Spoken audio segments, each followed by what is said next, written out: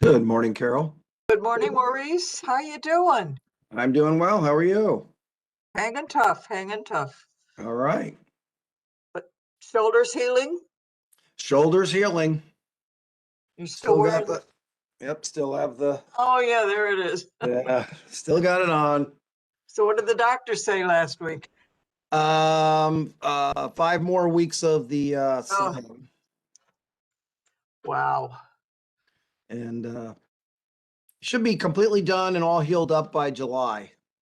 So Fourth of July, a big celebration. there you go. It's a long, slow rehab. Yeah, it is. Yeah, very good. So who's going to be here on the board this morning? Good question. Good question. Well, it sounds like Marlene is coming. Hopefully Kelly. No, she's not definitely not coming. Oh, she's definitely not. Oh boy. Let's hope we have a quorum. I know.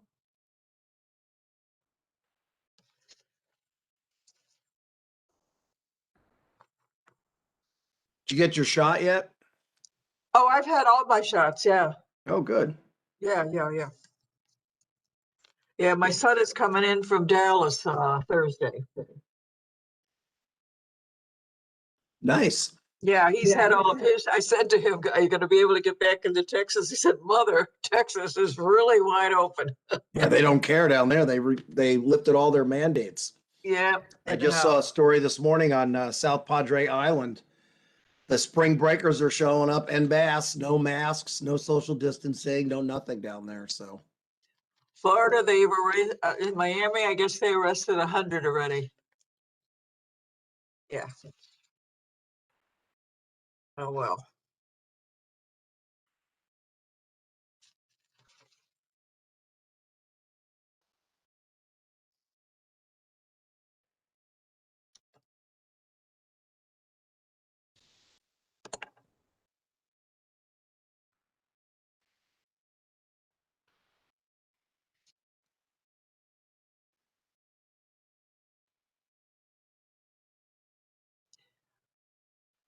man, we've had a lot of nice sunny weather lately. It's been wonderful. Even if it's cold, the sun makes so much Oh, difference, absolutely, I'm with doesn't you. it? Yeah, I can tolerate the cold if I got sunshine. I can Yeah. be like a little cat in the window. Yeah. It just changes your whole mood. I know.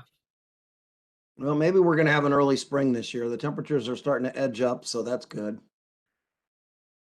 What did that groundhog say? One said no and one said yes. Right, Yeah. right, right. Buckeye Chuck, I guess, said no, and I think it was the other Punxsutawney Phil said yes. I think that's the way it was, something like that. Yeah, they hedge the bet that way. Well, it looks like everybody's slow to get on this morning. Maybe it's that stupid hour spring forward Yeah. that knocked me for a loop yesterday. I could not wake up. Uh,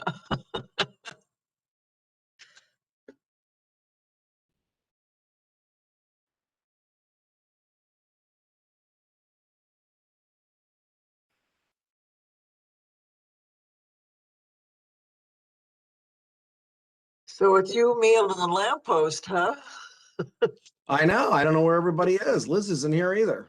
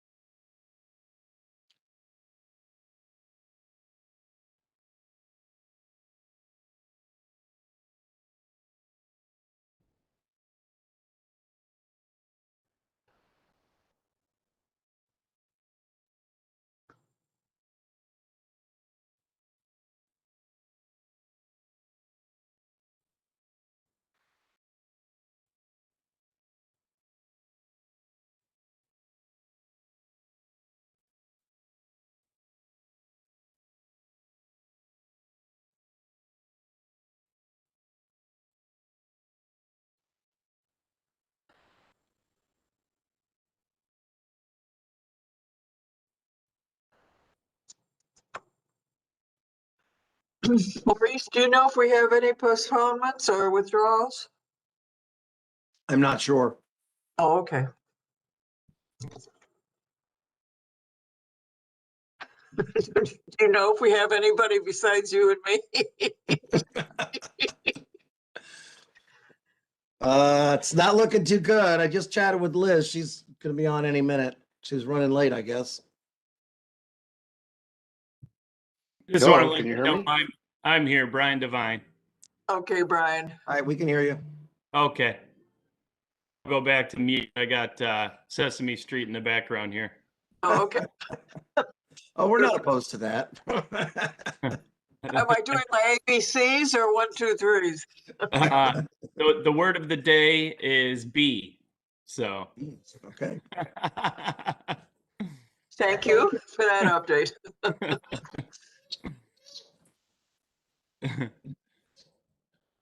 Good morning, everyone. Good afternoon, Miss Liz. Good morning. Nice of you to show up. Thank you, Liz. Is it Good afternoon morning, already? everyone. Well, other than you and me and good old Maurice, do we have any board members? Not so Good far. morning. Oh, there's Marlene. Okay, Marlene, good morning. So, Mr. Donovan did say he was having issues with his internet. That was on Friday, and he was going to try to make it in. Let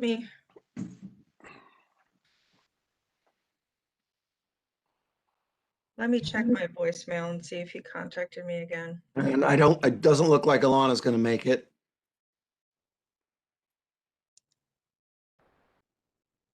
Nope. We don't have a quorum.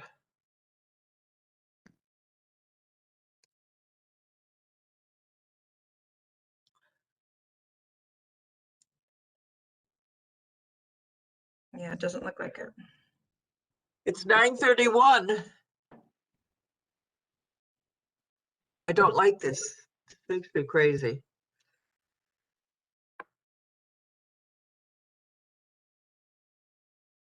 Let's give it one more minute and see if I can get a hold of.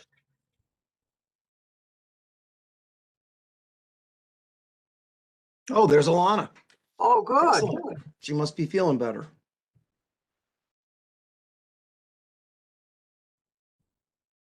I believe we need 3, correct? That's correct.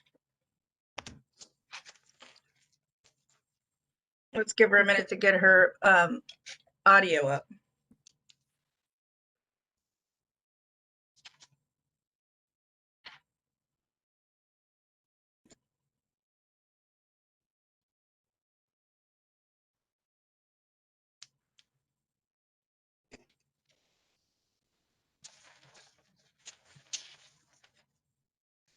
Maurice, you have the withdrawal for this morning, or I'm sorry, the postponement for this morning, correct? No, I don't. What was being withdrawn or postponed? Calendar 21-037. 2168 West 32nd Street. Oh, no, I didn't. Is it being withdrawn or just postponed? It's being postponed. No, I did not know about that one. We talked about it last week in our meeting.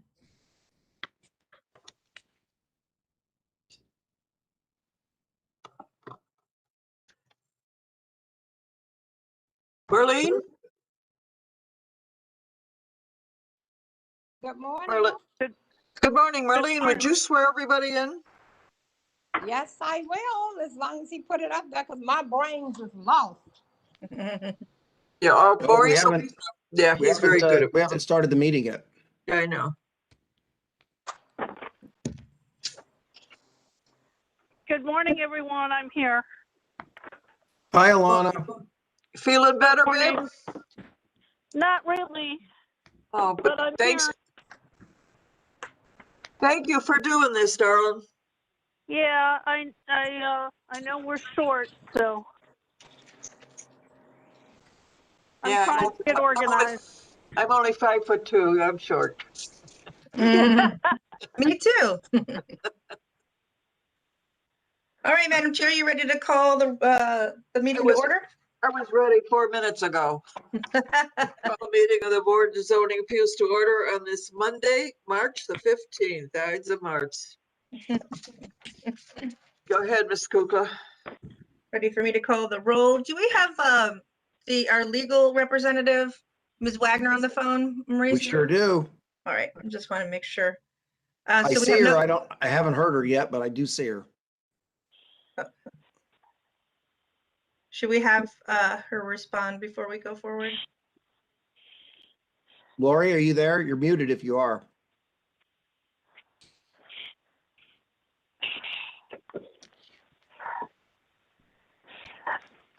She usually calls in besides the app, so she may be in the process of doing that right now.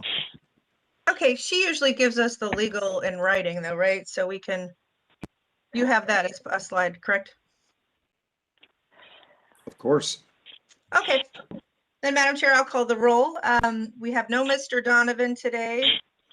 Ms. Britt is out as well. So we have Ms. Barnes,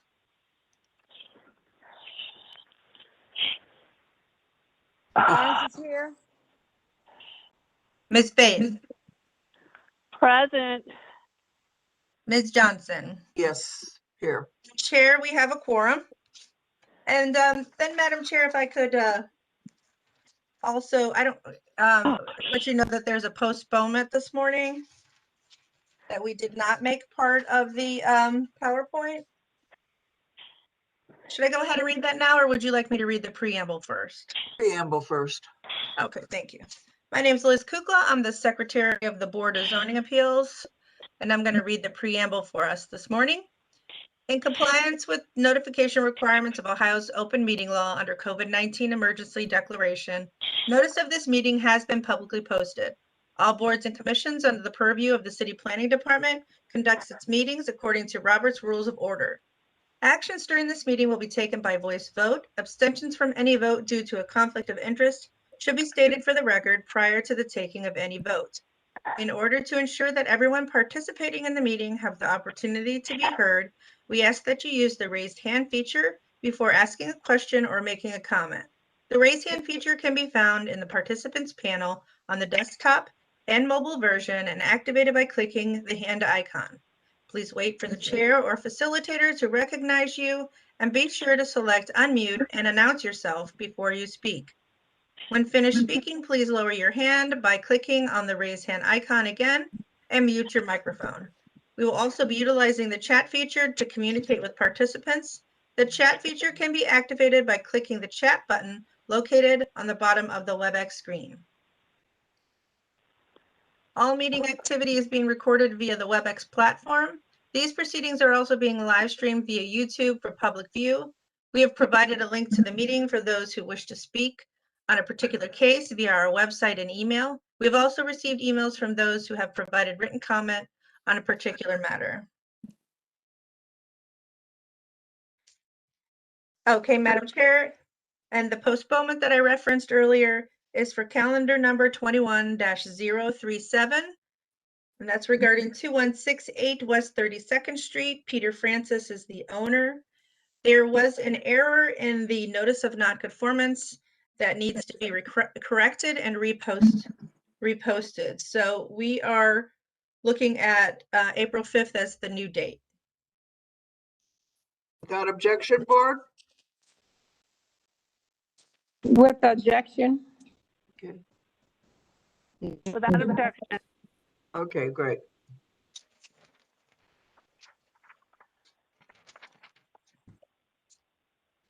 Alana, are you able to read? If not, I will do it. I can read, Carol. Thank you. At least for now. Okay, holler when you can. Calendar- Okay. Calendar number 21-027 at 2040 West 47th Street. PM Foundation, Inc. owner proposes to build a parking lot in a B1 two-family residential district. The owner appeals for relief from the strict application of the Cleveland Codified Ordinances as stated in the agenda and the public record. Thank you very much. Marlene?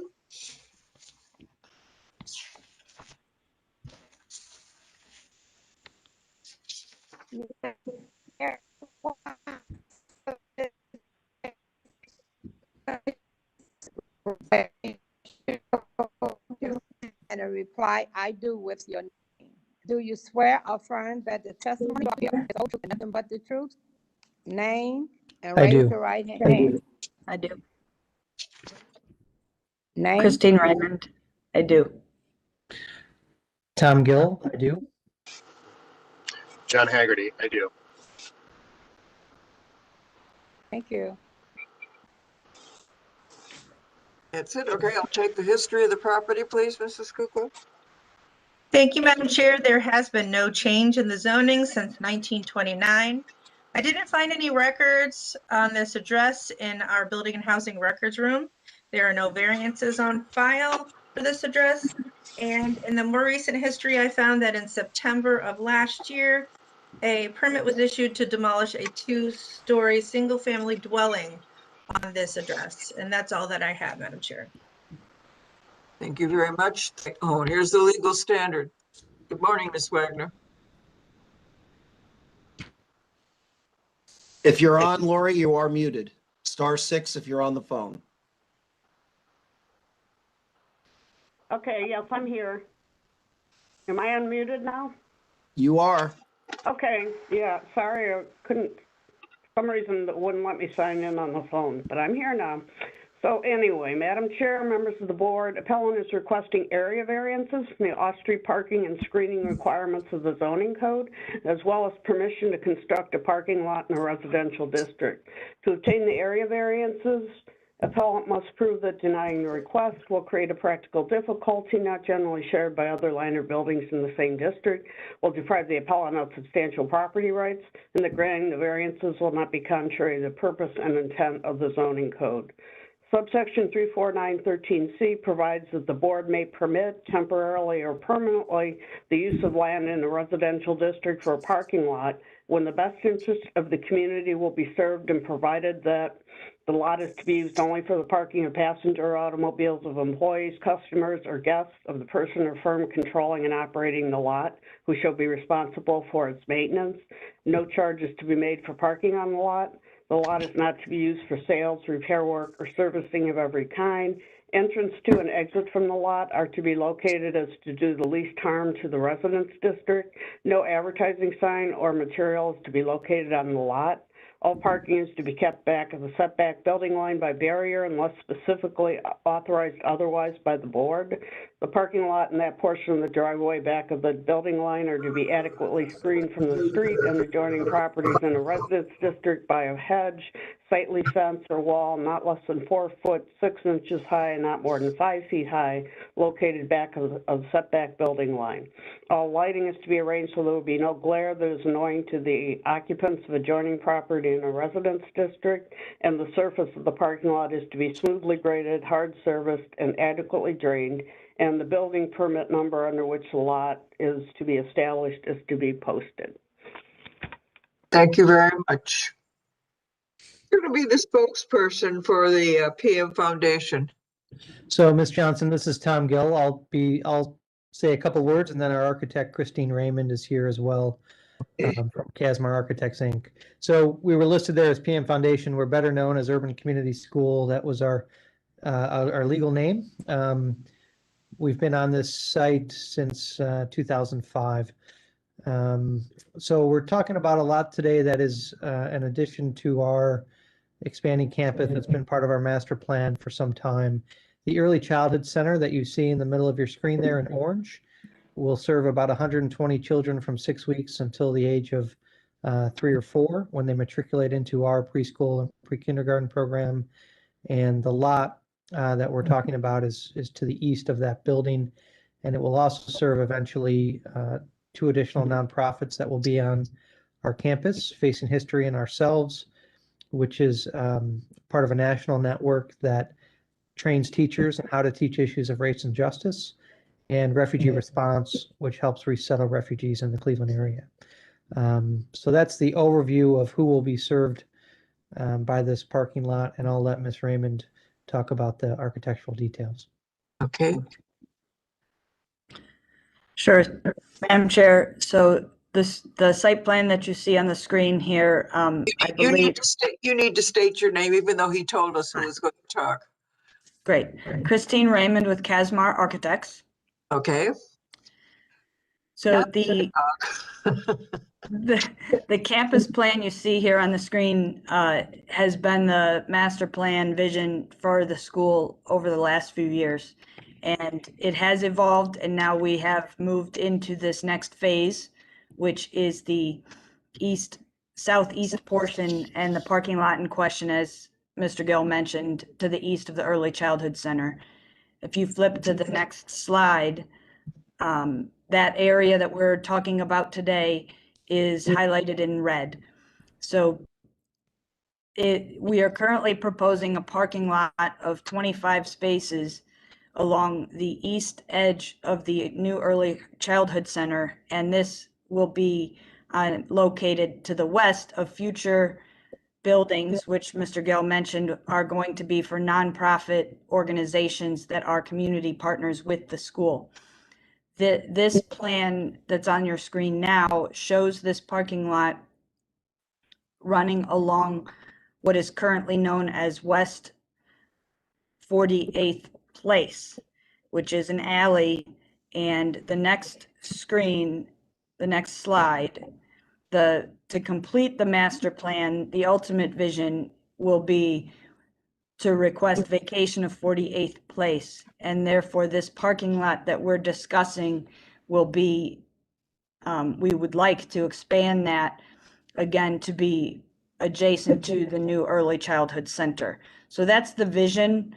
And the initial step in what we are seeking approval for is the first 25 parking spaces prior to the alley vacation, but we wanted to make sure you were aware of what the long-term vision for the campus plan is. Then I think the next few slides are additional photographs of the area. So the aerial view here is as the campus currently stands, all of the structures that are built to date. And so that area, project area in red, is currently vacant lots. And it's adjacent to that Early Childhood Center, which again, the parking is going to serve both the Early Childhood Center and the nonprofit organizations that will eventually be located on West 47th. Christine, have you addressed all the items that were read about, that Ms. Wagner read, that we have to, be agreeable to? It's going to be paved and drained, and it's going to be, okay.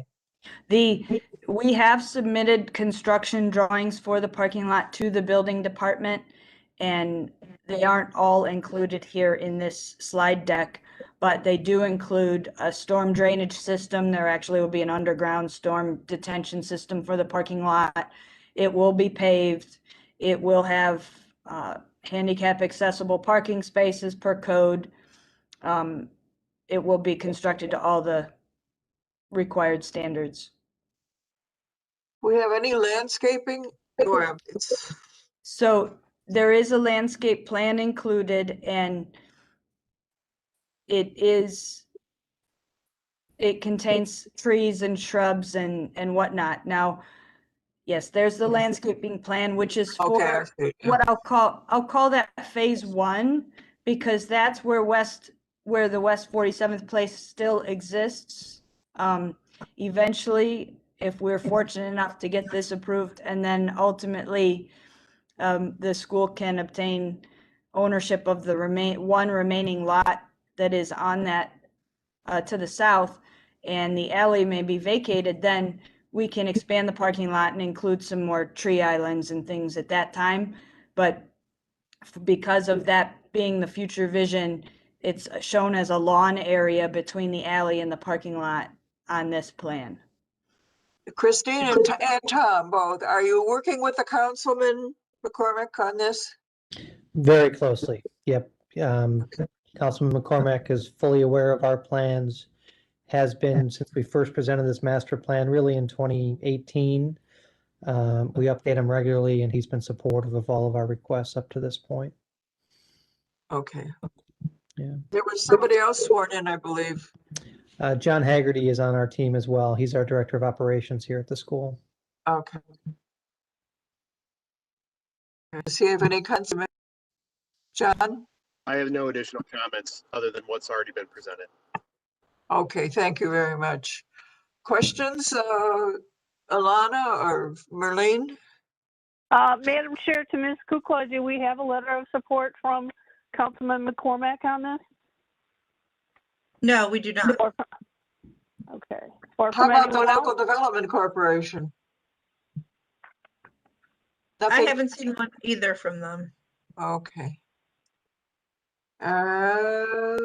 Right, City of Cleveland, is Shannon here or not? Maurice?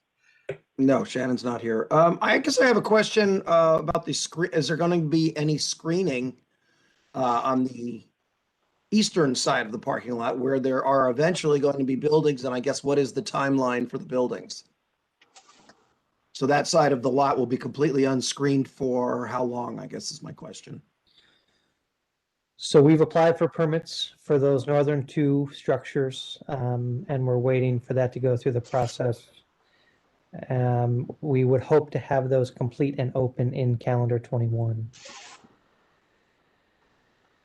Okay, that's good then.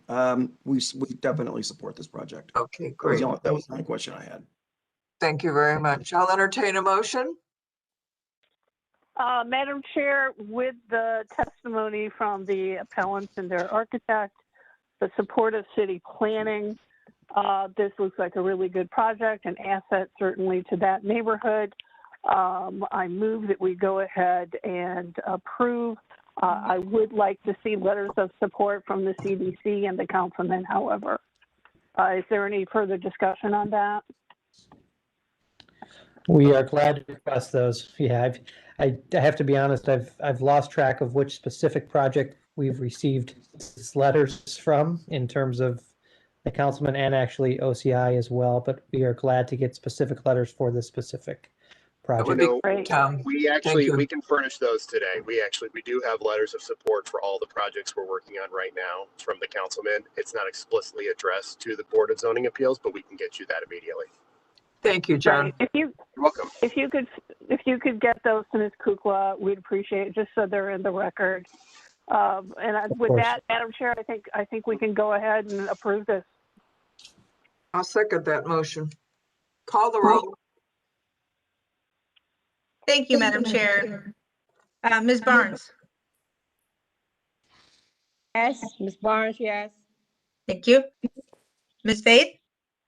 Yes. Ms. Johnson? Yes. Calendar 21-27 is granted conditionally pending those letters. It'll be ratified next week and we will send you a letter. I think I have to make an announcement because there are only 3 board members present. It must be unanimous. It cannot be a 2-to-1 or 1-to-3 or whatever. So you have the right to postpone until we have a full complement of board members. Otherwise, we will move forward with all the cases. Go ahead, Ms. Faith. Thank you all very much. Thank you. Thank you. Good luck to you. Thank you. Thank you, Madam Chair. Calendar number 21-028 is our next case, and that is at 5003 Herman Avenue. Felipe Bernard, owner, proposes to erect a 2-story frame detached garage in a B1 2-family residential district. The owner appeals for relief from the strict application of the Cleveland Codified Ordinances as stated in the agenda and the public record. Thank you very much. Ms. Wagner, legal standard? Did you want the history of the property first? Oh, maybe. Thank you, Madam Chair. This property was originally zoned multifamily in 1929. In 2002, it was changed to the 2-family residential district. In the Building and Housing Records room, I found that in 1979, a permit was issued to demolish a single-family dwelling. And then there is one variance on file for calendar number 20-106. A variance was granted without any conditions to erect a 3-story frame, single-family residence with detached garage. And there were no objections at that time for that variance, and it was ratified on August 31st, 2020. That's all that I have. Did it include this size garage at that time? It did, Madam Chair. It looks very similar, so we would have the appellant explain if there's been any, what the difference is. Okay, the legal standard, Ms. Wagner? Thank you, Madam Chair, members of the board. Appellant is requesting area variances from the accessory building, maximum square footage, and height regulations of the zoning code. To obtain the area variances, appellant must prove that denying the request will create a practical difficulty not generally shared by other land or buildings in the same district, will deprive the appellant of substantial property rights, and the granting the variances will not be contrary to the purpose and intent of the zoning code. Thank you, Ms. Wagner. Go ahead, Ms. Barnes. Okay, I'm ready. Everyone for this case, Maurice? Okay. Everyone for this case, please raise your hand and reply, I do, with your name. Do you swear or affirm that the testimony you are about to give is the whole truth and nothing but the truth? Please raise your hand with your name. I do, William Payne. I do, David Hess. I do, Philippe Bernard. Thank you. Thank you all. Madam Chair, this is Liz. If I could circle back to that variance, there is one detail that I thought would be relevant. They did not need a variance for a garage in 2020. So they must have met the area requirements. So today they're only asking for what is it, 852 square feet instead of the 690 that's permitted. Mr. Bernard, tell us exactly why you need a larger garage. Hello, Looks like this is Mr. Philippe Bernard. I'm requesting the variance in order to be able to have a storage area above the garage. If you can see the PDF in front of you, it has that little window up top. It's just a storage area so that I can put patio furniture and other things away during the winter months, etc. Okay. It's not an actual living space. It better not be. We have Madam Chair. rules. Madam Chair, just real quick, I just wanted to call attention to Rick Riccardi typed in the chat that there is a typo in the variance. Variances listed. Item number 1 should say shall not exceed 800 square feet instead of 690 square feet. Oh. Which makes it a smaller variance because then they're only getting a variance for 52 square feet. Sorry to interrupt. Go ahead, Mr. Payne. No, that's perfect. Sure, if I can jump in for a second, this is William Payne. I represent Payne & Payne Builders as the general contractor for Mr. Bernard's property. We originally submitted the building permit for a 1-story garage without a loft. In our design evolutions for his home, we were unable to accommodate a cold storage area inside his existing home. So we drew up a garage with a unfinished and unconditioned loft storage area, which in the City of Cleveland code is considered floor area, which puts us over the maximum square footage of the structure, as well as the median height of the structure. So we're looking for relief on those 2 areas. So Mr. Bernard would like to receive relief on both of those issues. Okay, somebody named David Hess, I believe, was sworn in. David, Just if you guys need any other input, Mr. Bernard's building a beautiful house here, and this is something that again, I think a height standpoint will look very nice. He does have a larger house structure as well with 3 floors looking over the lake. So I'm here just for support. okay, super. Any other questions, board? City of Cleveland, Maurice? Yeah, Adam is here. I don't know if he said he was leaving because he has another meeting to go to. If not, I can just say that you know, the number one variance is a very, very small variance of only 52 square feet. So that's a really minor variance. And with regard to the height, I would like to point out that if you look at the site, it's on a downhill slope, and the other sides of the property are much higher. So I think the 2 foot or 2.33 feet is really not going to make much of a difference at all, as you know, from the neighbor's perspective. So we definitely support this. Thank you very much. There are no other questions. I will entertain a motion. Madam Chair, given the testimony from the appellant and his agent and the approval of city planning, this is a fairly straightforward garage. You know, gave the roof just a little bit higher. And so not anything really too unusual. The variances are small. So I think we go ahead and approve this project. I second the motion. Call the roll. Thank you, Madam Chair. Ms. Barnes, Yes. Ms. Vaith, Yes. Ms. Johnson. Yes. Calendar 21-028 is granted. It'll be ratified next week, and we will send you a letter.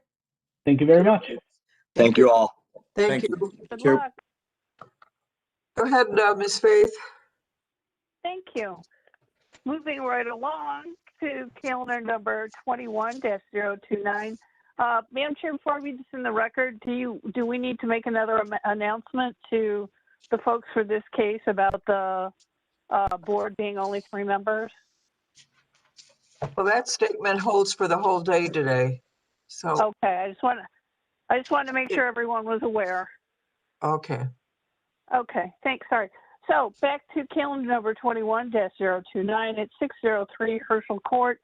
Brian Devine, owner, proposes to erect a 4-story frame single-family residence with detached garage in a B1 2-family residential district. The owner appeals for relief from the strict application of the Cleveland Codified Ordinances as stated in the agenda and the public record. Thank you very much. Ms. Wagner? Did you want the history of the property? Oh, maybe. All right. Can we swear people in first? Okay, go ahead, Marlene. Okay, everyone for this case, please raise your hand and say, I do with your name. Do you swear or affirm that the testimony you are about to give is the whole truth and nothing but the truth? Please raise hand with I do with your name. I do. Brian Devine. Anybody else for this case? Okay, Scott Plawacki. Yes, hello, I do, Scott Plawacki. okay. Is that the last one? Besides Brian? Looks like that's it. Okie doke. We've had the history. Let's hear the legal standard we'll be judging this case on, please, Ms. Oh. Wagner. Madam Chair, we have not had the history yet. We didn't? No. I lied. You ready? Yeah. This property was originally zoned general retail in 1929. In 1963, it was changed to family. In the Building and Housing Records Room I found in 1963, a permit was issued to erect a chain link fence. And then we have 2 variance cases on file here, Madam Chair. In calendar 08-203, a variance was granted without any conditions to erect a 2-story garage with the condition that the second floor would not be used as a dwelling unit. And again, there were no conditions on that, and that was ratified on December 1st, 2008.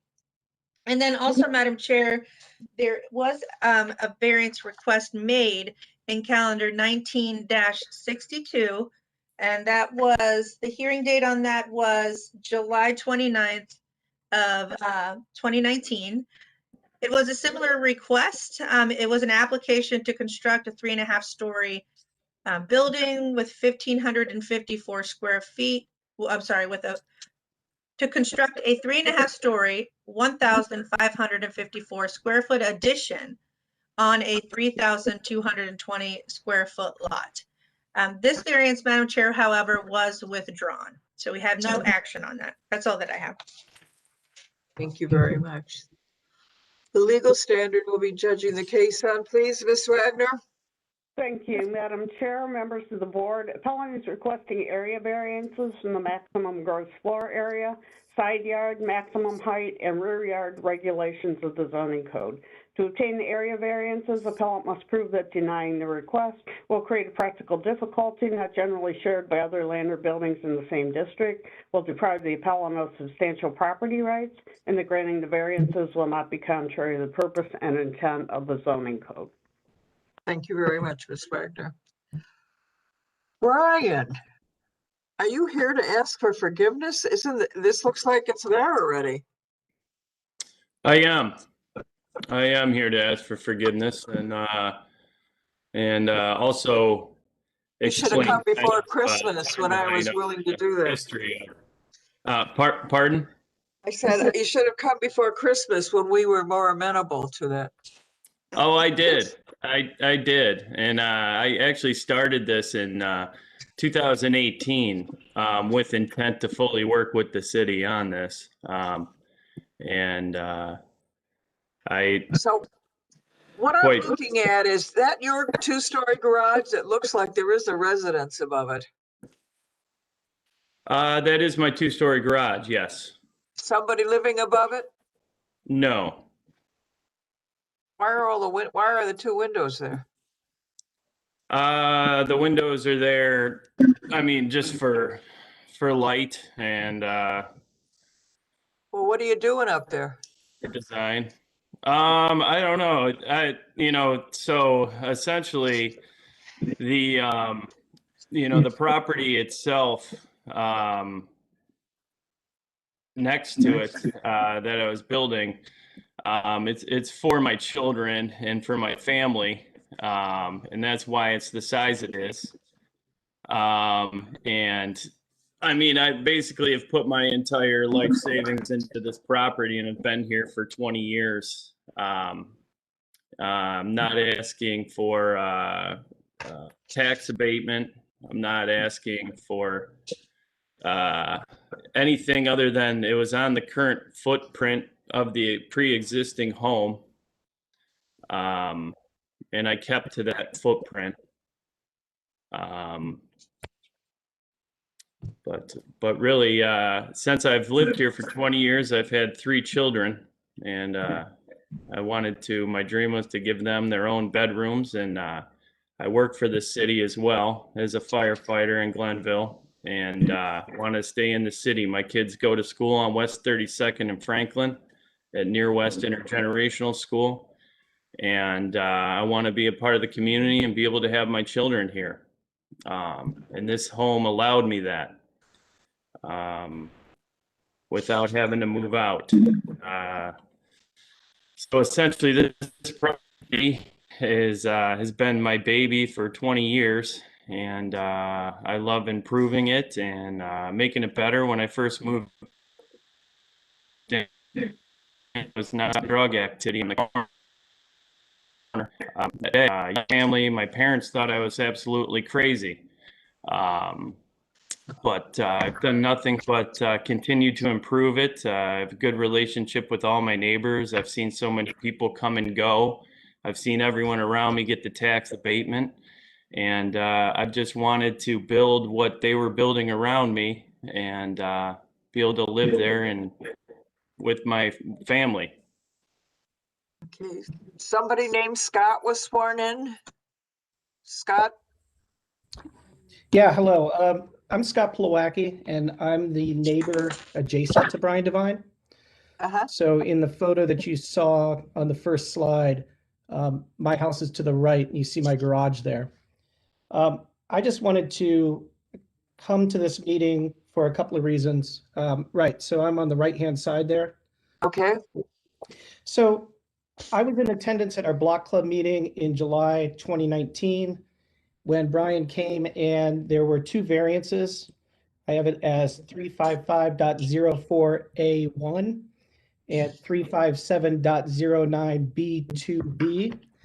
And those were supported by the block club, and I believe that there was a letter written to Brian with that support. So those were probably the variances that were withdrawn previously. Regarding the 4 variances or the 4 codes that are up for this meeting, I do believe code number 3 is not the right code, the 350.01. When I looked it up, it seems like that has to do with signage. And that should probably be 353.01. So maybe a typo, or maybe I'm just wrong. But I wanted to come up to this meeting and voice my support for these variances. Brian has been a good neighbor. The house is going to be more aligned with what the neighborhood is currently building. And, you know, as that property owner right to the side of him, just wanted to voice my support for the project. Thank you, Scott. Appreciate that. You're welcome. Either Mr. Riccardi or Liz, can we see if number 3 has got the right section? Madam Chair, Mr. Riccardi just typed in the chat that it should be 353.01. Okay. Thank you, Scott. Thank you, Mr. Riccardi. Okay. Board questions? No questions? Maurice, City of Cleveland. Madam Chair, as you know, this entire house was built without any building permits. The city is not going to take a position on this. We can't support a project that was built without permits. So we're not going to take a position on this one. Thank you. Brian, what are we going to do with you? We appreciate your service as a firefighter. Any other questions, board? I'll entertain a motion. Oh, here, the block club is sent in.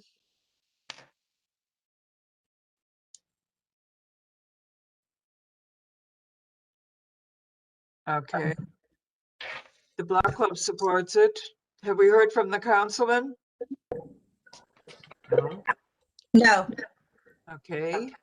I did reach out to the councilman on 2 occasions, and once I spoke with, I believe, a secretary, and once I left a voicemail, and I had not heard back on either. And also, I did have another document. I went to the Tremont Economic Council board in front of them, and they were unanimous in support of it as well. I can't find their documentation, but I can get it, get the documentation from them if needed. Yes, we always like to have copies of that, but I'm really disappointed in you, Brian, as a firefighter for the city of Cleveland, that you did not get any permits to build. I can explain that too. I have a timeline of the entire process of working with the city on that. And I have it here. And I began going to the city in 2018 in regards to this. If I bring up my timeline here. My architect, who's best friend growing up, helped me design this home. Reached out to Moss at the city, and also there are other people to reach out and ask if this is an addition or a new construction. There's uncertainty as to how. And I spoke with Mr. Torres for a plans review at the city, and that was in October of 2018. I went into him, he came back 1/17/19 with my plans. He asked for modified prints and told me that I needed more detailed materials on the prints. 1/21, I returned the prints to Mr. Torres. He was unavailable, so I left them for him. 3/7/19, Mr. Torres called me back regarding the prints and told me that I may need to change from an addition to a new construction on the home. And to come into the building and housing office, I went shortly after on 3/7 into the office, and he apologized that he had been out sick and that he had been gone from the office and apologized about the planning. He said, let's move this directly to the Board of Zoning, and to blame him for the apologies and delay of getting there. Now I know that's kind of an odd timeline on that. So I came in July of last year in front of this board, and basically I waited to the end, and then I was told, Brian, what have you done? You're breaking Brought my up, name Brian. And am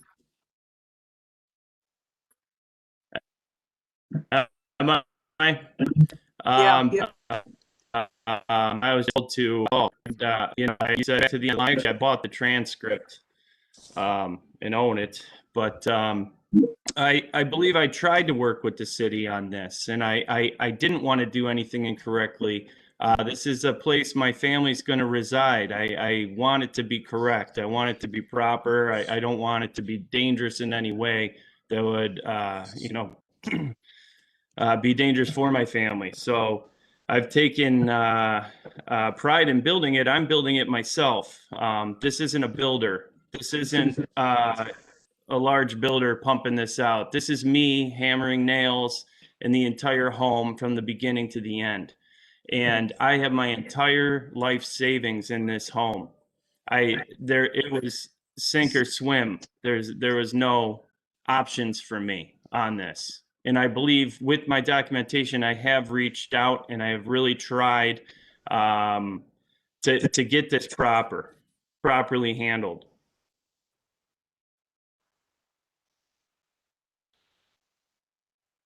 Mr. Riccardi typed, irregardless that everything was done without a permit.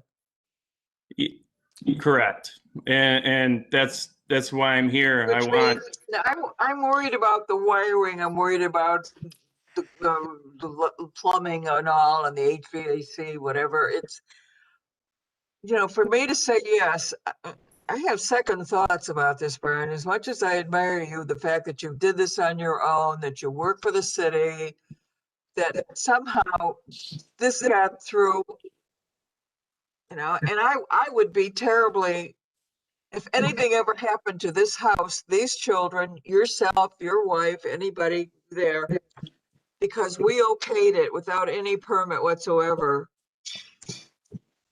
I'm not ready to take that on my shoulders. Madam Chair, Mr. Plawacki has his hand raised. Hi there. Okay, Yes, Mr. thank you. I have a question. And it's just, I'm not familiar with this, the permitting situations. Do the variances need to be approved first that are on this agenda before the permits can be filed? Correct. So if we don't, and Brian, do you intend to get permits for this once if the variances are approved? Absolutely. I encourage all of the work to be gone over thoroughly. So I guess just from what I'm hearing from an outsider perspective, it seems like Brian's in a bit of a tough spot. If he doesn't get the variances, then he can't go to get the permits. And the variances are the topic for this meeting today. That's my understanding. Yeah, as he said in the beginning, he's here to ask for forgiveness. Yes, and he's also seemingly here to ask for variances. Yeah, but for something that he's already done. But you understand where we're coming from. I see that we can't go backwards on that, but if there's a plan no, forward, that's the whole, that's it.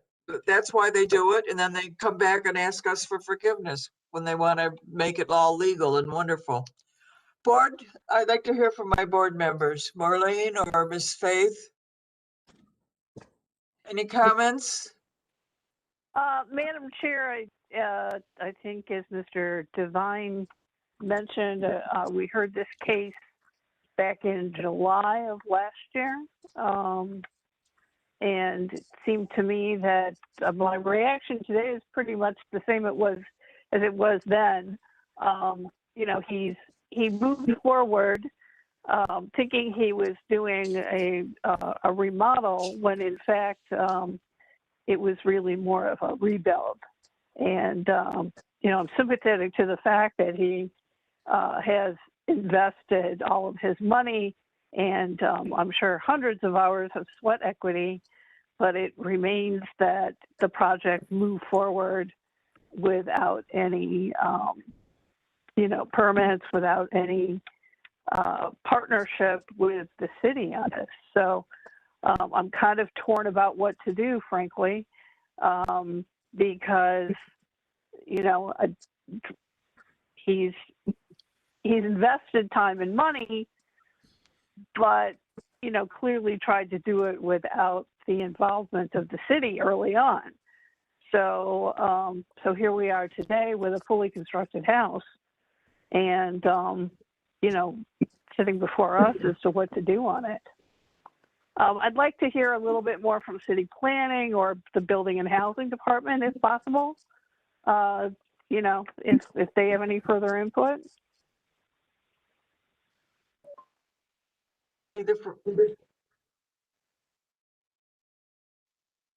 Yeah, Khalid just typed in something that he's sorry.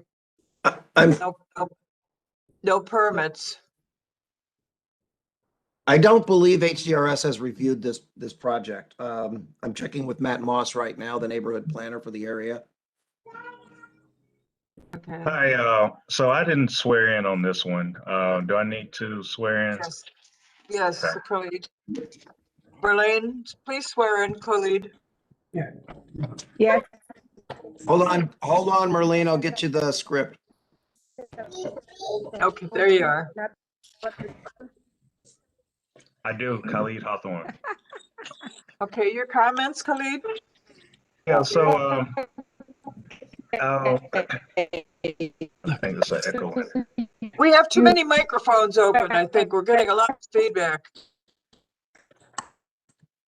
Yeah, so yeah, I was just asking questions as far as the review by HDRS, which I thought was supposed to happen after this was denied over a year ago, correct? And then I thought the intent was for him to come back to HDRS.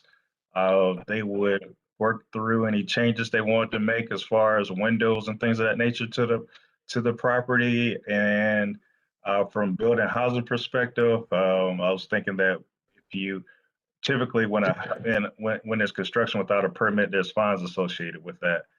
And so basically the community just wants to move forward. They don't want a potential derelict building sitting here that would rot, right? So the community would like to move forward in some form or fashion. And you know, it's wrong. What was done was wrong. There should be penalties for that, and also a pathway forward. Thank you, Khalid. I will entertain a motion. Madam Chair, if I could ask the appellant one more thing. This is Liz Kukla. Did the appellant state that this was built on the existing footprint and that he is not enlarging it any further from the original footprint? I did state that. It is on the exact same foundation area.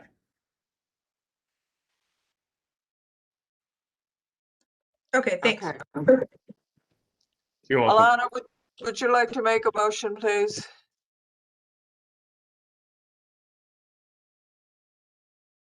Ms. Faith? And sorry, I had to unmute, Madam Chair. I appreciate the input from Khalid, the representative from the CDC.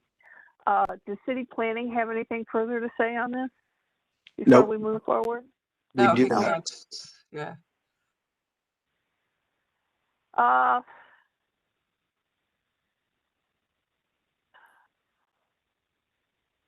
Madam Chair, sorry for the delay, and I'm just trying to formulate thoughts here. I appreciate the fact that the community wants this project to move forward. I mean, the house is built, so I I feel like we need to, unfortunately, approve this.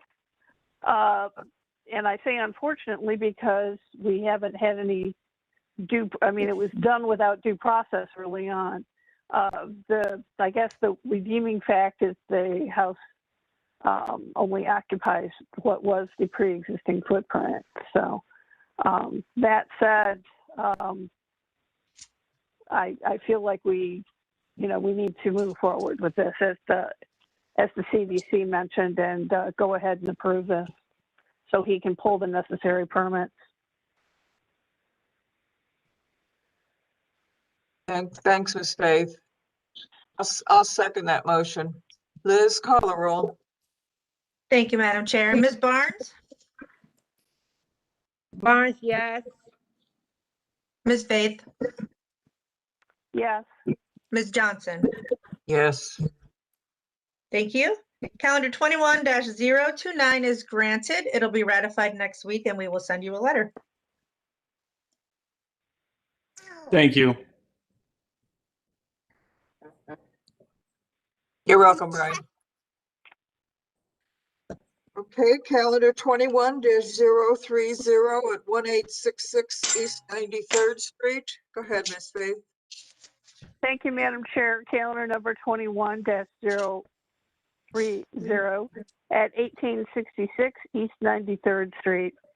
ARPI Development, Inc. proposes to erect a 42-unit apartment building on 4 parcels owned by the City of Cleveland and the applicant and FTA Realty, Inc., which are located in an E2 multifamily residential district. The owner appeals for relief from the strict application of the ordinances that are stated in the agenda and the public record. Thank you very much.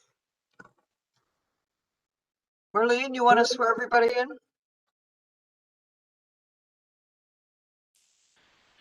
Everyone for this case, please raise your right hand and reply with "I do" with your name. Do you swear or affirm that the testimony you are about to give is the truth, the whole truth, and nothing but the truth? I do. Richard Arnstein. I do. Brandon Klein. Anybody else? Okay. History of the property, please, Mrs. Kukla. Thank you, Madam Chair. This property was originally zoned general retail in 1929. In 2001, it was changed to the multifamily district. For this address, I couldn't find any records in the building and housing records room. There are no variances on file for this address. And I only found in the more recent history that in 2010, a permit was issued to condemn, I'm sorry, not a permit, a violation notice was issued to condemn the garage. And then in 2012, a permit was issued to change use from a 10 dwelling unit to a single dwelling unit and a 3rd floor for personal storage, and also to correct the garage condemnation. And that's all that I have, Madam Chair. Thank you very much. The legal standard, please, Ms. Wagner. Thank you, Madam Chair, members of the board. Appellant is requesting an area variance from the off-street parking regulations of the zoning code. To obtain the area variance, appellant must prove that denying the request will create a practical difficulty not generally shared by other land or buildings in the same district, will deprive the appellant of substantial property rights, and that granting the variance will not be contrary to the purpose and intent of the zoning code. Thank you very much. Who's going to be the spokesperson for, oh, it's me. I would, this is Richard Arnstein, the CEO of RP. I am Okay. authorizing Brandon Klein of Geist Construction to speak on our behalf. Okay, fine. Brandon? Good morning. Good morning. The subject parcel is located 1 block in from Chester Avenue along East 93rd. It's presently comprised of 4 different individual parcels, which are in process to be obtained in ownership and then consolidated One of the parcels is a Cleveland Land Bank parcel, which we are already through that process with approval with conditions. Some of those conditions are obviously approval through the various boards. The other parcel is owned by the RP company, and the last parcel has an option to purchase, which is being addressed as we speak. Those 4 parcels will be consolidated to the blue block you're seeing on the screen here. Go to the next slide.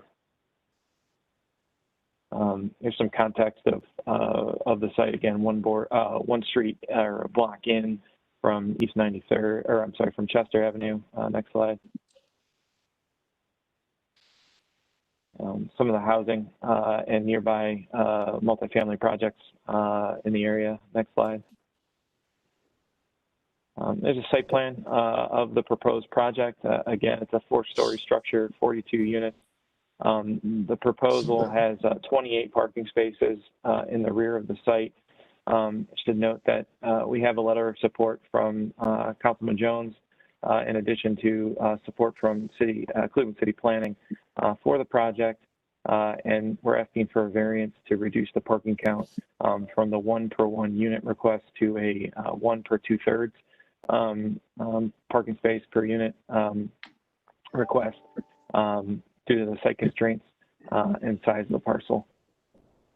Next slide.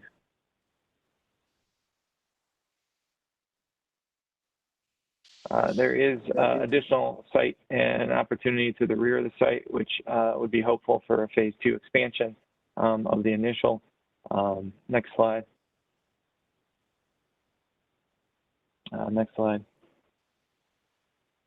The existing site plan. Next slide. Next slide. You can go next slide. Sorry. Here's the 4-story structure itself. To go to the next slide, you can see the a rendering, of the proposed structure. We are through conceptual approval from design review and from planning, and it's our intention post BZA approval here to come back for final approval and commence construction late spring, early summer. Well, I'm a little bit concerned that you're short 12 spaces, if not 14 spaces, and I'm looking at the street that looks like it's already loaded with cars. Where are those folks going to park? Well, and they will drive cars. They will drive cars. Don't tell me the whole world is biking and walking. I wouldn't even begin to start that discussion. What you're seeing is a large amount of on-street parking that's being utilized by Cleveland Clinic staff and other aspects in the area. We have had long discussions with Cleveland City Planning about the project and about the parking count, and they're in full support. Kyle Reese, we spent a lot of time early going on the project with discussions and then furthering it with Kim Scott. Again, the issues with the parking on the street is not during, I'll say, residential hours. It's during daytime business functions, which residents are typically, not parking from a multifamily building. We are seeing a reduced amount of, car spaces needed for units of this size and cars per unit for this type of a building. But by any stretch of imagination, I wouldn't be being truthful if I said that people don't use cars, especially in this area.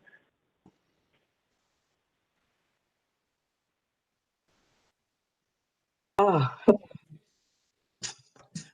I'm shaking my head because everyone who tells me that I when we let them build these beautiful facilities, everybody eventually has a car. And I just don't know where we're going to put 12 more cars on the street, and they have night shifts at the clinic. So it isn't that, all of a sudden everybody goes home at 3:30. They have another shift and then another shift. So we've gone to the site and have monitored it in the evening hours, and it does not have the demand.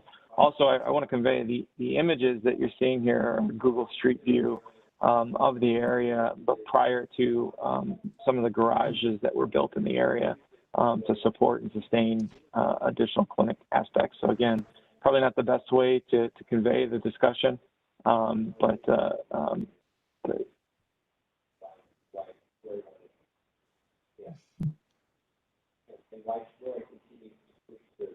Is somebody speaking? I can't hear them. Okay. And so this house is being torn down. yes. Another picture with the street loaded with cars. Oh, lordy, lordy, lordy. Board comments, questions? Madam Chair, if Mr. Rulins could go back to the aerial view, Yes, ma'am. please. I want to get a sense, thank you, for the neighborhood. This one, or did you want a different one? You landed on it. I think go back about 2. Right there. Okay. Chester.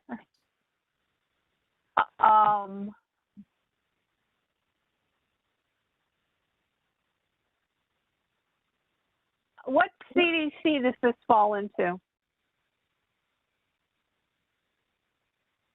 I didn't understand your question. What CDC? I think it's Huff, but I'm not 100% sure. All right. Or Famicos. Does the appellant know what CDC did you work with? It may be up on the For design. I'm sorry, for design? Yeah, what CDC what were you working with for this project that she's asking? Euclid Corridor. Euclid Corridor, okay. Well, that's the design review group. That's not the that's not the Community Development Corporation.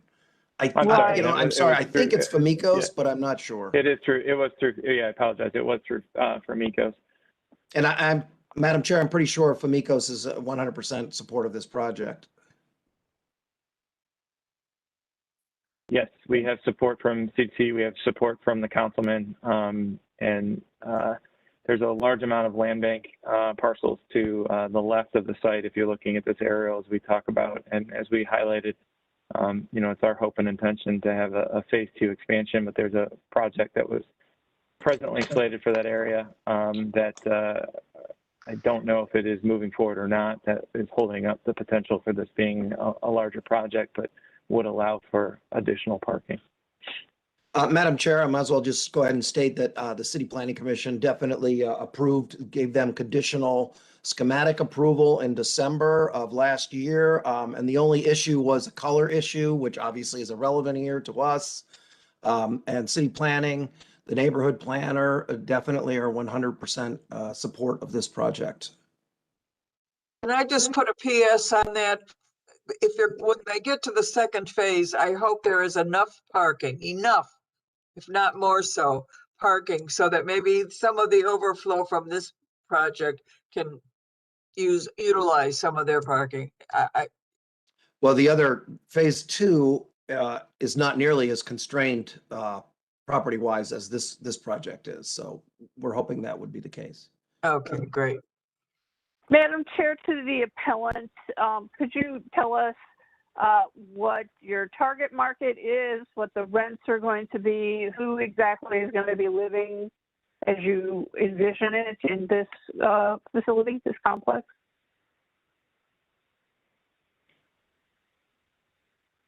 Richard, do you want to answer those questions? Well, the target market is both these basically some of the students there. We have the medical, dental, and nursing facility, which is right down the street there at 93rd and Chester. Cleveland Clinic employees, both as well as maybe Cleveland Clinic residents or interns, or just, in essence, people who want to live in the area. We intend to be below market and meet the requirements of the or the recommendations of the city of what they're looking for in terms of a mixed use. But this is not going to be an upscale, highly expensive, $2,000 per unit type of rentals. The rentals will be somewhere probably between what we are projecting, somewhere between $850 a month to, I think, $1,400 a month, something along those lines. But again, as we work through construction costs and working with our marketing department, we'll find out where the sweet spot will be. But that's where we're at this point in our development. And tell me what you're doing about accessibility to mass transit, bike facilities, since your proposed target market is within the walking or active commute, what we call active transportation, to Case, the dental school, and to the clinic. What sort of amenities and accommodations are you making for active transportation? Within the site, we have bike storage outside and interior for the facility and its residents, and then obviously the 1 block or half block in from Chester gets you access to any transportation aspect you need, intermodal throughout the city, for that. Okay. Madam Chair, I think that covers my questions. Does anyone else have any further discussion? No, I'll entertain a motion. Go ahead, Ms. Faith. Thank you, Madam Chair. Given the testimony from the appellant, the support, I'm sorry, let me just interject here. Ms. Kukla, do we have letters of support in hand from the councilperson and the CDC? We have one from the councilman that we received this morning. We do not have one from the Development Corporation. Okay. To the appellant, are you able to secure a letter from the Development Corporation to submit to us, please? Oh, we can. It was submitted for the land bank application, and obviously the approval of that land bank application states that they, approved the project. So. Okay. All right. If you get those to Ms. Kukla, then we'll need that before we ratify, please. So, Madam Chair, back to my statement. Given the testimony from City Planning, their approval of the CDC and the councilperson, I move that we go ahead and approve the variance. It's deficient by 12 spaces, and we certainly have the expectation that they will be able to make accommodations for those going forward. I'll second that. Call the roll. Thank you, Madam Chair. Ms. Barnes? Yes. Ms. Faith? Yes. Ms. Johnson? Yes. Calendar 21-030 is granted conditionally pending the letter from the Development Corporation. Once we receive that, it'll be ratified the following Monday and we will send you a letter. Thank you very much. Thank you all. Thank you. Calendar 21-035. Go ahead, Ms. Faith. Thank you, Madam Chair. Our final case for today, calendar number 21-035 at 3907 Brookside Boulevard. Emerald Development and Economic Network, Inc. owner proposes to erect a new one-story single-family house in an A1 one-family residential district. The owner appeals for relief from the strict application of the Cleveland Codified Ordinances as stated in the agenda and the public record. Thank you very much. Go ahead, Ms. Barnes.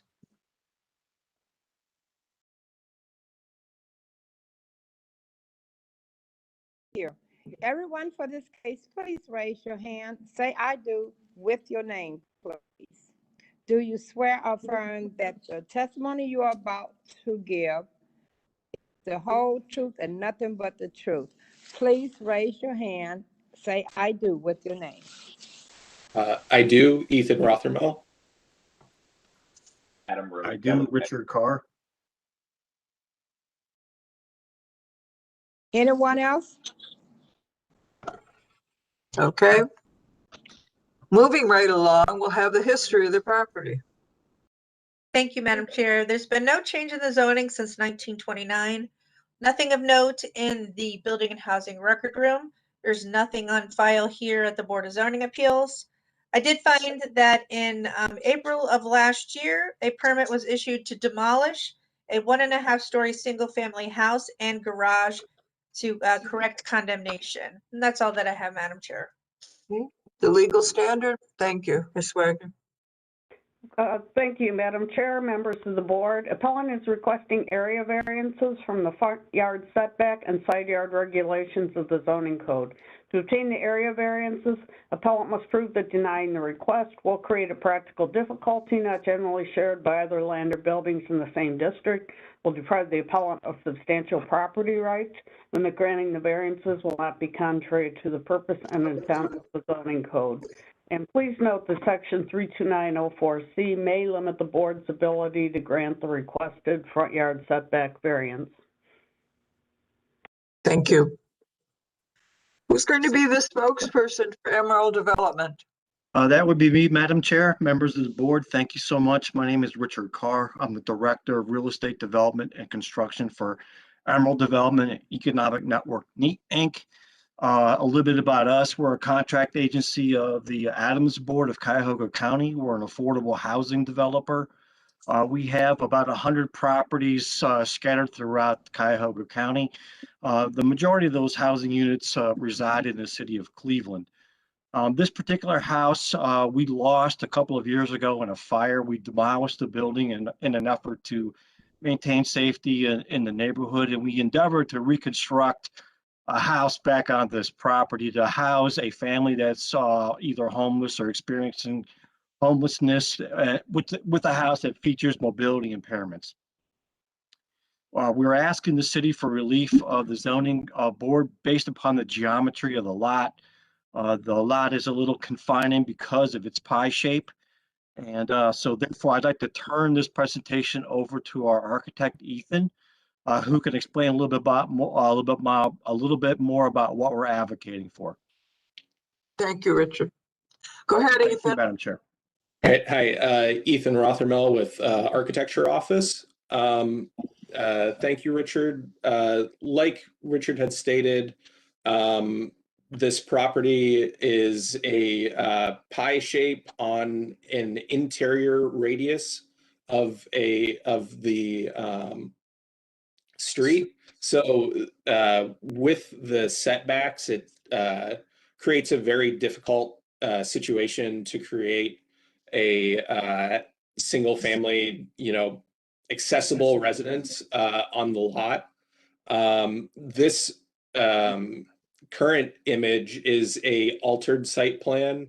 I would like to just state that to get around the potential issues of the front yard setback, we would prefer to go with the original site plan, but we wanted to show this option to show that the house can still work on the property without going over the front setbacks. However, we feel it doesn't work as well with the neighborhood. If you can go to the next slide, please.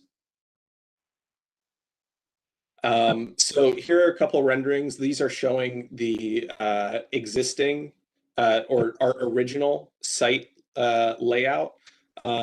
As you can see, because we are on this curve and the how the shape of the lot is, pie shaped, we are sticking out just a bit from the house to our left, and then on the house over to the right, which would be to the south of us, we're sticking out quite a bit as well. However, we have recessed the house and created a porch there as to minimize our exposure into the front yard setback. If you can go to the next slide, please.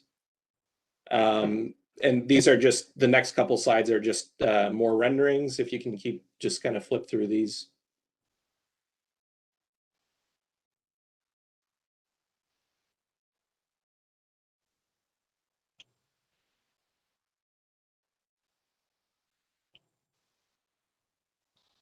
So I did also submit our construction document package, which has not been included in this presentation for some reason. Excuse me, we do, I think I have it. We could put it up there if necessary. Generally, the board doesn't need to look at construction documents, but if there's something you need to call out from that, I'd be more than happy to pull it up for you. Yeah, if you could please, so we can just Sure. see how the original site layout. Madam was Chair, set up. also to add to this, that we did meet with the Bel Air Purita CDC on several occasions. In addition to that, I was able to meet with both the neighbors. So actually, one of them in particular, the other one wasn't home. In support of our variance application, the person that I did talk to, which happens to be the house to the right-hand side, she also has mobility impairments, and she advocated for her house. Her only concern, which we addressed, was that she wanted enough room for her to get out of her car in the driveway, which we're providing for. So, which is what Ethan's alluding to in the original site plan that we had proposed. So, just to let you know. Thank you. Maurice? Okay. Yeah, I'm still Madam working on Chair. grabbing those. Oh, okay, Madam honey. Chair, this is Lori Wagner. I would just like to explain to the applicants that the board does not have the authority to grant a front yard setback variance, no matter whether it's a better layout or not. There are certain conditions under which you can, but I think staff has determined that those conditions are not present here because the house would be substantially in front of the houses on both sides of it. So just maybe cater your presentation towards that fact. Plus, the other question I have is if the house is moved back, I would ask Building and Housing, are there rear yard variances which are required? The board can certainly grant them, but they were not advertised, so that's something that should be addressed.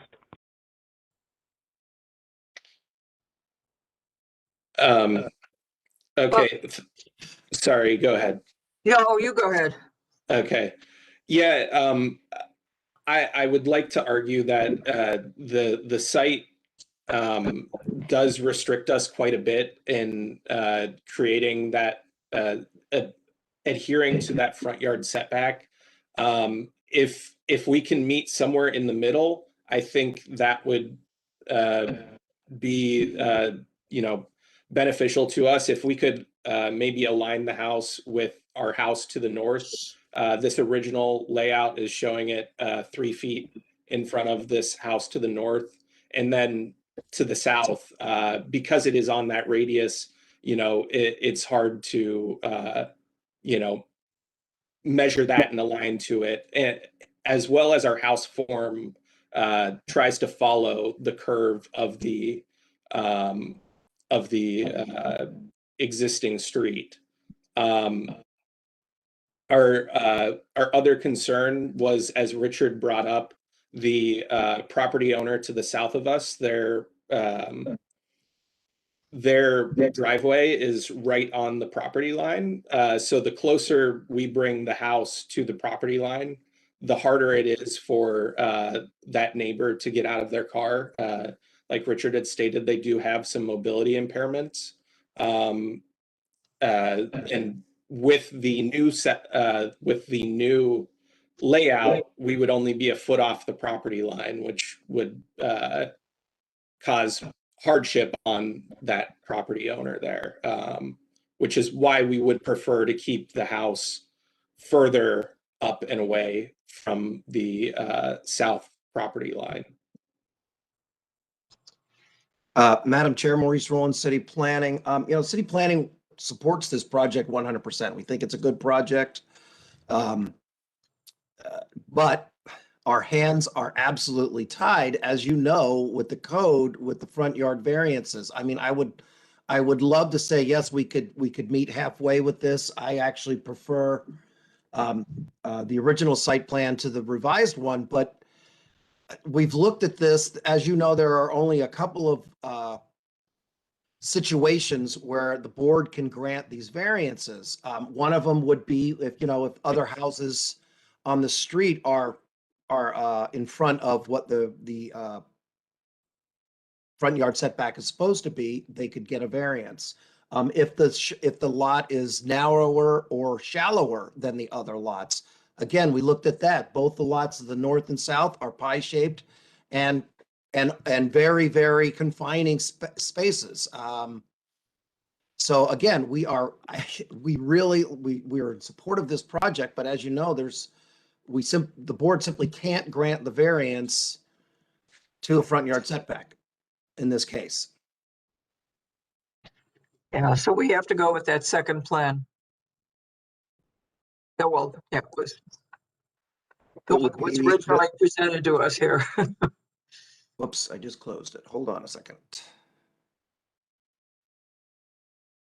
Is the second plat then meaning that the house is close to the one property line to the south and that the house is pushed back? Is that what you're referring to, Maurice? I'm sorry, could you say that again? Is the site plan that Madam Chair is referring to is the one that's pushing the house closer to the property to the south of us? Correct. Okay. Well, it looks from the drawing that you meet this front yard setback on that one. It creates creates other variances, which the board can grant. Let me bring this back up. Even though we're not applying for it, correct? So that would push us into a rear yard setback requirement that we originally did not apply for, but Right. the revised site plan would put us in that predicament, correct? I mean, right. I mean, if you look at the overall aerial, the actual house to the right, they actually have a smaller piece of property than you do. So, I mean, we really wanted to go for the variant, that you could support the variance, that the lot was shorter or, less deep or less wide, but it just doesn't meet those requirements.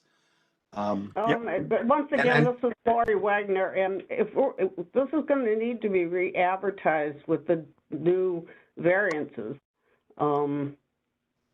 if you want to make this official and have no challenge to it. I mean, if it needs a rear yard variance, the board can grant it, but it can't grant it today because it wasn't advertised that way. Yeah, it would have to be reviewed. Can the board grant the variances conditionally upon further review so that we don't hold them up anymore? Is there any way we could accommodate that? No? Madam Chair, I believe we would have to hold a public meeting again, as it would have to be posted and, it may bring out neighbors who have objections to a smaller rear yard or a smaller side yard. So it looks like their side yard is reduced significantly now. Yeah, and actually the side yard is something that we, under other circumstances, we probably wouldn't support, but in this case, we would. Because it's a tight site. And we understand that what you're trying to do here is you're trying to make a handicap accessible house, which adds its own set of challenges, unique challenges to the site plan. Yeah, this is one of those ones where we're truly requesting relief from the board from an undue hardship to the developer or the owner of the property because of the geometry of the existing configuration of the land. And furthermore, Maurice, thank you for all your support and working with us for this project. My pleasure.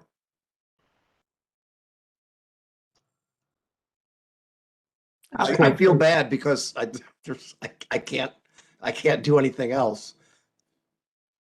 So this is the plan that you don't like, that we really. But it meets, but you can grant the variances for, yeah.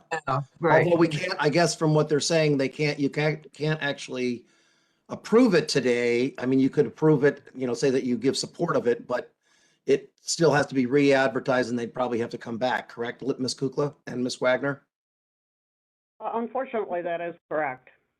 It doesn't matter what kind of case or how reasonable it seems to move the house up on the front setback. City Council has made a choice in their ordinances to prohibit the board from granting that. So that's not an option. And given that the house is going to be moved and will have new setbacks, it's going to be required to be re-advertised and have another meeting. what would be the nearest agenda that we could get this project on? Is Adam Roselli? Madam Chair, the soonest would be April 5th. However, that would load up our schedule for that day. And Madam Chair, that would also require Mr. Riccardi to have a review done by then as well, correct? Of the revised plan? Because Mr. Riccardi Yes. does not, I don't think he has this plan yet, does he? Mr. Carr, do you know if it was submitted to? I have not submitted this plan to Richard yet. Yeah, okay, he just Richard just confirmed that, yeah.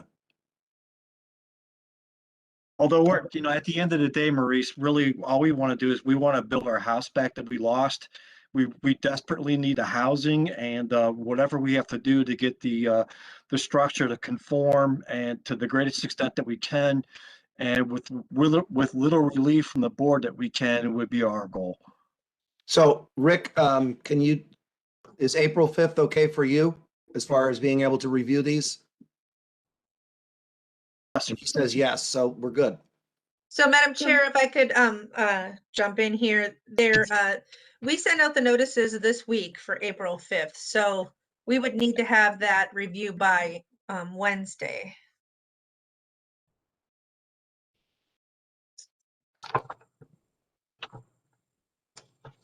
So I guess the question would be to Mr. Riccardi, would he be able to turn it around that quickly? I'm waiting to see Mr. Riccardi's comment. Liz, just send me whatever is submitted to you. Okay.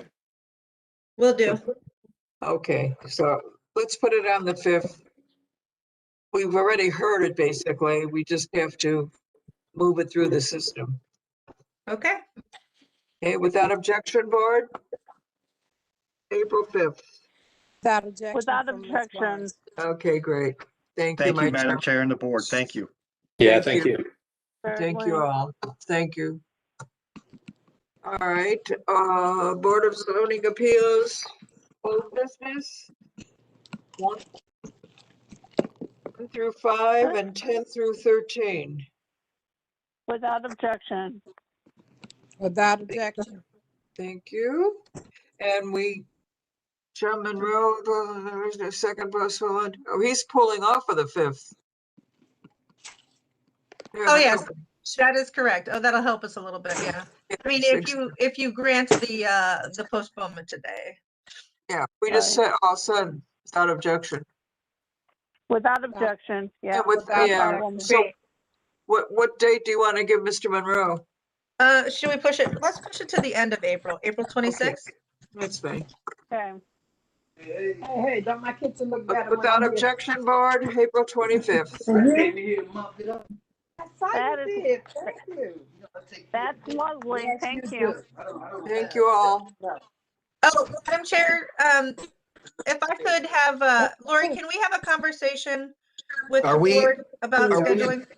Are we adjourned? Do I need to be turning off the stream? That's what I'm asking. Lori, can we speak to the board privately about scheduling? Yes, if it's just about scheduling. Yes, it is not about any specific case. Yes, you can. Okay.